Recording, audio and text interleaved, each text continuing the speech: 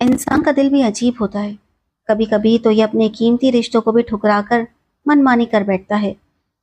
کچھ اس طرح مچلتا ہے کہ زندگیاں داؤں پر لگ جاتی ہیں، اور گھر سے بے انتہا محبت کرنے والوں کو عمر بھر کے بے باس کا دکھ جھیلنا پڑتا ہے۔ ایسا ہی سائرہ کا دل مچلا۔ اس نے نہ صرف اپنا گھر برباد کیا بلکہ ہمیں بھی دکھ دیا۔ سائرہ میری بھابھی کا نام تھا۔ اسے میرے بھائی اشر نے پہلی بار ایک کزن کی شادی میں دیکھا تھا۔ یہ لوگ دلہا کے والد کے جاننے والے تھے، اس لیے شادی میں مدعو کیا گیا تھا۔ حسین صاحب سے تایا ابو کی پرانی جان پہچان تھی، بلکہ یوں کہیے کہ دوستی کا رشتہ تھا۔ سائرہ حسین صاحب کی بیٹی تھی، جو شادی میں بہت بن ٹھن کر آئی تھی اور دلہا کی بہنوں کے ساتھ ادھر ادھر گھومتی نظر آتی تھی۔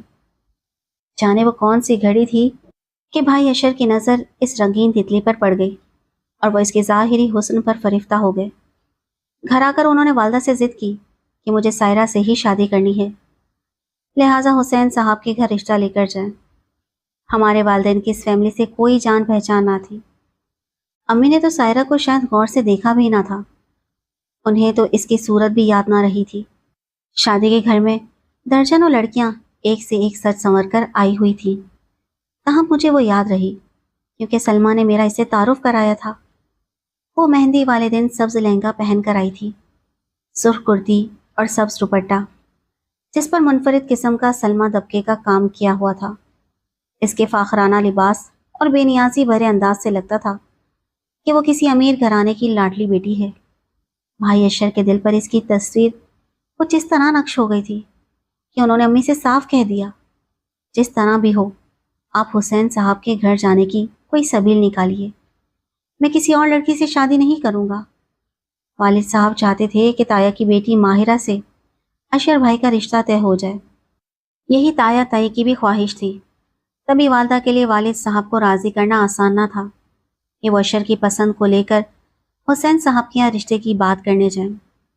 کافی سوچ بچار کے بعد آخرکار رشتوں کی ایک پھپھی خالدہ بیوی، جن کی اس گھرانے سے کچھ جان پہچان تھی، راضی ہو گئی۔ ایک روز وہ ہمارے گھر آئیں اور منجلے بھائی وجاہت سے کہا، بیٹا تم میرے ساتھ چلو، میں تو حسین صاحب کے گھر کا رستہ جانتی ہوں اور ان کی بیوی سے واقف ہوں، لیکن کسی کو ساتھ ہونا چاہیے۔ والدہ نے مجھے وجاہت بھائی کے ساتھ روانہ کر دیا کہ پہلے تم دونوں جا کر لڑکی والوں کے گھر ان کے رہن سہن اور ماحول کو دیکھو، پھر میں خود جاؤں گی۔ جب ہم وہاں پہنچے تو دیکھا کہ گھر بہت عالیشان اور صاف ستھرا ہے۔ سائرہ کی والدہ بڑی خوش اخلاق اور باوقار خاتون تھی۔ خود سائرہ بھی نہایت مہمان نواز اور خوش مزاج نکلی۔ یہ لوگ جس محبت اور سچ دھج سے ملے، بس دل مو لیا۔ سائرہ میں بناوٹ کا نام و نشان نہ تھا، وہ لگی لپٹی نہیں بلکہ صاف بات کرتی تھی۔ اس نے مجھ سے سرگوشی میں پوچھا، تم لوگوں کے یہاں آنے کا سبب کیا ہے؟ میرے دل میں کھٹکا سا ہو گیا، کیا رشتہ دیکھنے تو نہیں آئی ہو؟ اس نے ایسی سیدھی اور کھری بات منہ پر کہہ دی کہ میں اس کا منہ دیکھتی رہ گئی۔ میں سوچنے میں پڑ گئی کہ کیوں صاف بات نہ کہوں، جو دل میں ہے وہی کہنا چاہیے۔ آخر کار مجھے من کی بات کھولنی پڑی۔ میں نے کہا، ہاں بھائی، ہم تمہارا رشتہ لینے آئے ہیں، تبھی یہاں آئے ہیں۔ مجھے تو شادی کے گھر میں دیکھ لیا تھا، یوں کہہ لو کہ ہمارا گھر اور رہن سہن دیکھنے آئے ہیں۔ سائرہ نے جواب دیا، وہ تو ہمارے بڑے دیکھنے آئیں گے۔ کیا تمہارے بڑوں کی خواہش ہے کہ میرا رشتہ لیا جائے؟ میں نے صاف صاف کہا، میرے بھائی کی خواہش ہے۔ وہ سمجھی کی وجاہت، جو میرے ساتھ آیا تھا، اس کی خواہش پر ہم آئے ہیں۔ حالانکہ وہ تو صرف ہمیں اپنی گاڑی میں لایا تھا، اور گاڑی کون چلاتا؟ ہمارا تو ڈرائیور بھی نہیں تھا۔ سائرہ نے تبھی وجاہت کو غور سے دیکھا، جو اس کے بھائی اور والد کے ساتھ محو گفتگو تھا۔ خالدہ پھپھو بھی ان کے ساتھ بیٹھی تھی۔ میں اور سائرہ البتہ بڑوں کے درمیان نہ بیٹھی، ہم باہر برآمدے میں محو گفتگو تھے۔ میں نے دیکھا کہ رشتے کا معاملہ معلوم ہوتے ہی سائرہ کا چہرہ کھل گیا اور وہ بہت خوش نظر آنے لگی۔ ملازمہ سے چائے کے ساتھ بہت سے مزیدار کھانے کے لوازمات، شامی کباب، رول، روسٹ اور پکوڑے بنانے کا بھی کہہ دیا۔ شام کا وقت تھا، مگر اس نے اتنی مہمان نوازی کی کہ کھانے کی دعوت جیسا اہتمام ہو گیا۔ اس کی ان عنایتوں پر یقین ہو گیا کہ اس نے ہم سے رشتہ جوڑنے پر دل سے آمادگی ظاہر کی ہے۔ تاہم لڑکی کے انتظامات سے کیا ہوتا ہے جب تک بڑے راضی نہ ہوں، اور ہم تو بالکل اجنبی اور غیر تھے۔ ان کے لیے جیسے وہ ہمارے لیے غیر تھے۔ سنا کرتے تھے کہ بغیر جدوجہد کے کوئی سکون کا پھل نہیں ملتا۔ ہم نے بھی خوب جدوجہد کی تھی۔ وجاہت اور میں نے دونوں طرف کے والدین کو راضی کر لیا کہ اب سائرہ ہی ہماری بھابھی بن کر گھر آئے گی۔ بھائی اشر تو اس قدر خوش تھے کہ ہم سے کہتے تھے، دیکھو میری لگن سچی تھی، سائرہ مل گئی نا بالآخر۔ بہرحال خالدہ پھپھو نے کافی تگودو کی اور اس مبارک کام کا بیڑا اٹھا لیا۔ یوں میرے بھائی اشر کے ساتھ سائرہ کا رشتہ طے ہو گیا۔ اشر بھائی بات طے ہو جانے پر ایسے خوش تھے جیسے دونوں جہاں کی نعمتیں ان کو مل گئی ہوں۔ وہ خود سے زیادہ کسی اور کو خوش نصیب نہیں سمجھتے تھے۔ اب ہم سب بہن بھائی بہانے بہانے سے سائرہ کے گھر جانے لگے۔ وجاہت ساتھ ہوتے کیونکہ گاڑی وہی چلاتے تھے۔ کچھ دنوں تک سائرہ یہی سمجھتی رہی کہ اس کی بات چیت وجاہت کے ساتھ پکی ہوئی ہے، کیونکہ وہی ان کے گھر پہلی بار آیا تھا۔ جب تک نکاح نہ ہوا، سوائے بھائی جان کے، ہم سب بڑی آزادی سے حسن انکل کے گھر آتے جاتے تھے اور سائرہ سے مل سکتے تھے۔ پھر شادی کی تاریخ طے ہو گئی اور رخصتی کے لیے لڑکی کے والدین نے 3 ماہ کی مہلت مانگی۔ اس دوران ان کی طرف سے جہیز اور ہماری طرف سے بری بنائی جا رہی تھی۔ بھابھی کے جوڑے جو ہم نے بری کے لیے بنوا کر دینے تھے، وہ ہم نے ان کی پسند سے خریدنے تھے۔ اس لیے وجاہت کے ہمراہ ہم اب روز تقریباً سائرہ کے گھر جاتے اور پھر اسے لے کر بازار یا درزی کے پاس چلے جاتے۔ بھائی وجاہت گاڑی میں بیٹھے رہتے اور ہم خریداری کر کے آ جاتے۔ میں سائرہ سے خوب گپ شپ لگاتی جیسے وہ میری بھابھی بن گئی ہو۔ وجاہت سے وہ بے تکلفی سے مگر حد میں رہ کر بات کرتی اور وہ بھی ایک حد میں رہ کر باتیں کرتا تھا، کیونکہ وجاہت کا رشتہ سائرہ کے ساتھ دیور کا بننے جا رہا تھا۔ اس کی کچھ ہنسی مذاق کی بھی عادت تھی۔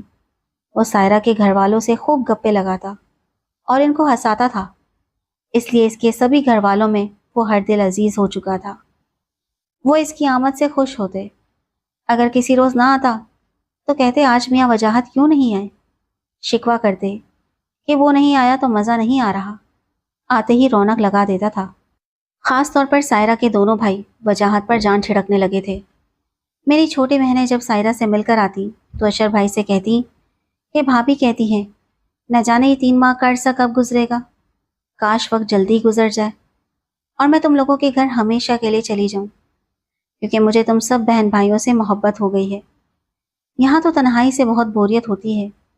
ایسی باتیں سن کر اشر بھائی خوش ہو جاتے۔ وہ اس قدر شرمیلے تھے کہ ایک بار بھی اپنی ہونے والی سسرال نہ گئے اور نہ سائرہ سے بات کی۔ سائرہ یہی سمجھتی رہی کہ اس کا رشتہ وجاہت سے طے ہوا ہے۔ جس روز رسم ہونی تھی، اشر بھائی جان ان کے گھر بڑی عزت و احترام کے ساتھ سائرہ کے گھر گئے۔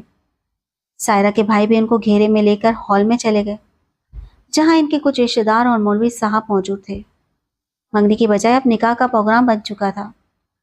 سو حسین صاحب اور ان کے بیٹے اشر بھائی کو واقعی اہمیت دے رہے تھے۔ سائرہ مگر حیران تھی کہ وجاہت تو کبھی اندر کبھی باہر آ جا رہا ہے، یہ لوگ کس کو دلہا کہہ رہے ہیں اور اتنی اہمیت دے رہے ہیں؟ اس نے مجھ سے پوچھا، کیا میرا نکاح تمہارے بھائی سے نہیں ہو رہا؟ میں نے کہا ہاں بھائی سے ہی تو ہو رہا ہے، اور کس سے ہو رہا ہے؟ لیکن وجاہت تو عام سے سادہ کپڑوں میں آیا ہے۔ میں نے بتایا کہ تمہارا نکاح وجاہت سے نہیں بلکہ میرے بڑے بھائی اشر سے ہو رہا ہے۔ وجاہت تو میرا دوسرے نمبر کا بھائی ہے۔ یہ کیا کہہ رہی ہو؟ تم نے تو کبھی اشر کا ذکر میرے سامنے کیا ہی نہیں، اور نہ ہی وہ کبھی ہمارے گھر آیا ہے۔ مجھے دیکھنے تو پہلے روز تمہارے ساتھ وجاہت آیا تھا۔ ہاں آیا تھا، لیکن اشر بھائی نے تمہیں شادی میں دیکھ لیا تھا، اس لیے دوبارہ دیکھنے نہیں آئے۔ کہتے تھے یہ بات اچھی نہیں لگتی کہ بار بار لڑکی کے گھر جائیں۔ عجیب بات ہے، اور عجیب ہے تمہارا بھائی۔ وہ حیران و پریشان تھی، اب کیا کروں؟ میں تو وجاہت کا سمجھ رہی تھی۔ ارے بھائی تم نے وجاہت کو دیکھا ہے، اگر اشر کو دیکھو گی تو خربوزے کے بجائے اپنی انگلیاں کاٹ بیٹھو گی۔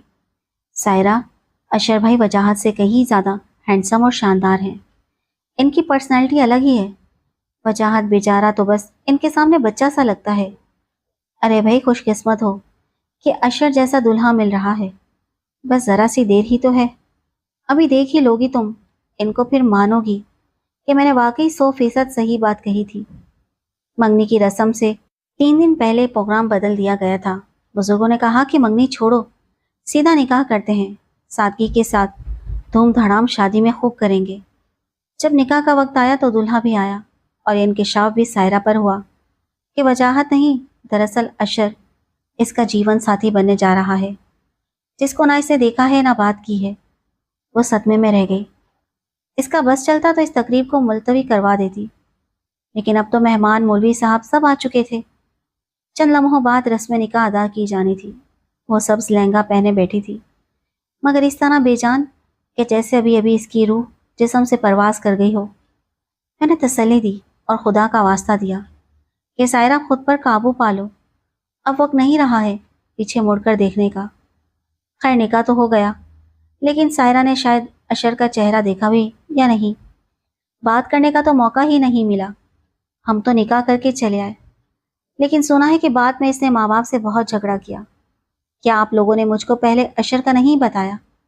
निकाह वाले दिन बताया तो वो बोले तुमने शादी के लिए हाँ कर दी थी, हमें ये ध्यान ही नहीं रहा कि तुम्हारे सामने लड़के का नाम लेते। खैर ये अजीब सी बात हो गई, वरना किसी न किसी के मुंह से लड़के का नाम निकल ही जाता है। मगर सायरा से सब यही कहते कि लड़का अच्छा है, लड़का खूबसूरत है। अशर से कोई नहीं कहता था कि इसके कान खड़े होते। भला इसके दिल की किसी को क्या मालूम और किसी के दिलों की इसको क्या खबर। वो सादा ज़माना था और सादा लोग होते थे। निकाह के बाद मैंने वजाहत से कहा कि सायरा मुझे इस रोज़ उदास लग रही थी, मेरा ख्याल है कि आज चलते हैं इसके पास और अशर भाई की तस्वीरें भी ले चलते हैं। निकाह वाले दिन हम लोग फोटोग्राफर लेकर गए थे और चंद तस्वीर रस्म निकाह की बनवाई थी। एक तस्वीर अशर भाई की अलग से भी ली गई थी, जो उन्होंने कुछ अर्सा कबल उस स्टूडियो में उतरवाई थी, और वह इसमें बहुत खूबसूरत लग रहे थे। मैंने सोचा जब सायरा अशर भाई की तस्वीर देखेगी तो वजाहत को भूल जाएगी। खैर हम गए तो सायरा ने हस्बे मामूल इस्तकबाल किया। इनकी वालदा इस वक्त घर पर मौजूद नहीं थी। हम कुछ कहने भी ना पाए थे कि सायरा ने वजाहत से पूछा, अब तुम मेरे क्या लगते हो? वजाहत ने जवाब दिया, देवर। तब वो बोली, देवर साहब क्या मेरा कहना मानोगे? आपके लिए तो जान भी हाजिर है। वजाहत ने जवाब दिया, हुक्म कीजिए। कहा जो मांगोगी दोगे? वजाहत ने कुछ हैरत से कहा, बहुत कीमती चीज़ है, तुम ना दे सकोगे। अब हम दोनों बहन भाई शशोपंच में थे कि ये क्या कहती हैं। इनके मुंह की तरफ देख रहे थे। तभी सायरा गोया हुई, जो मांगोगी ना दे सकोगे। वजाहत ने कहा, अच्छा ठीक है, आप मांगे तो सही, अगर ना दे सका तो उम्र भर आपको मुंह ना दिखाऊंगा। कसम खाओ। कसम खाता हूँ। सायरा ने कसम उठवाई और कहा, मैं पहले दिन से ये समझती थी कि तुम मुझे देखने आए हो। मैंने तुम्हें पसंद कर लिया और निकाह के दिन तक यही समझती रही कि मेरी शादी तुमसे हो रही है। लेकिन ऐन निकाह वाले दिन पता चला कि मेरा निकाह तुम्हारे बड़े भाई से हो रहा है। मैंने अंदर जाकर माँ से एहतजाज किया, वो बेहोश हो गई। मैंने इनकी खातिर इस वक्त तो वावेला नहीं किया और हालात को देखते हुए चुप रह गई। लेकिन अभी रुखसती बाकी है। अपने बड़े भाई से सूरत हाल बताकर तलाक का कहो। बस मैं तुमसे यही मांगती हूँ कि तुम सूरत हाल से अपने बड़े भाई को आगाह कर दो, ताकि इन्हें मालूम हो जाए कि मेरे दिलो जहन में वो नहीं है। वजाहत हैरान रह गया। अब मुश्किल ये जुमले इसके लबों से अदा हुए कि ये मैं नहीं कर सकता।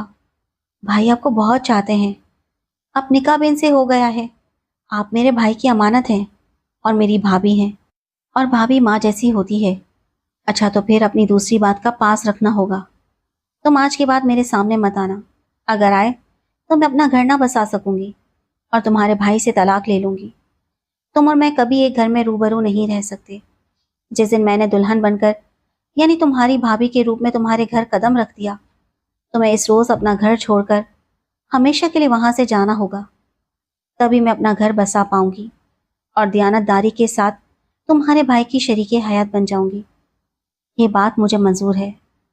वजाहत ने जज्बाती होकर अपनी कसम को दोहराया कि जिस रोज सायरा भाभी बनकर हमारे घर में कदम रखेगी, वो हमेशा के लिए घर छोड़ जाएगा और फिर कभी इसके सामने नहीं आएगा।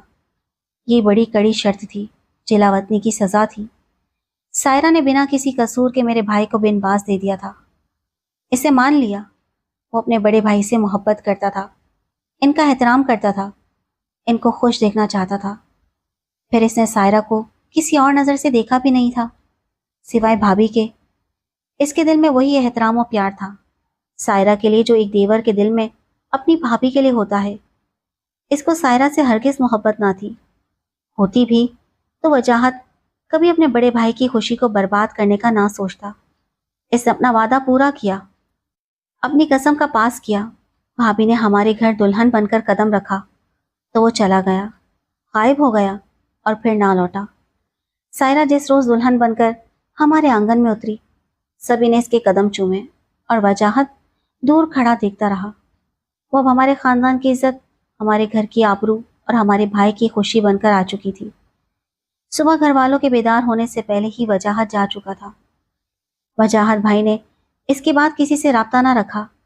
भाभी सायरा की ये कसम कितनी तकलीफदा थी, इसने इस बात का एहसास ना किया। अपने दिल से सोचा और मनमानी कर ली। ये भी ना सोचा कि वजाहत हमको किस कदर याद आता है। ये ख्याल ही नींदें उड़ाने को काफी था कि वो घर वालों को बताए बगैर गायब हो गया था। माँ कितनी तड़पी और बहनें किस कदर रोई, मगर हम सब के आंसू भी सायरा भाभी की खुशी ना लौटा सके। अशर भाई ने इनको खुश रखने की बहुत कोशिश की, मगर वो खुश ना रह सकी। आखिरकार तलाक ले ली और अपने मैके लौट गई। सच है कि दिल भी अजीब चीज है, माने तो दुनिया आबाद हो जाए, ना माने तो एक घर भी आबाद नहीं हो सकता।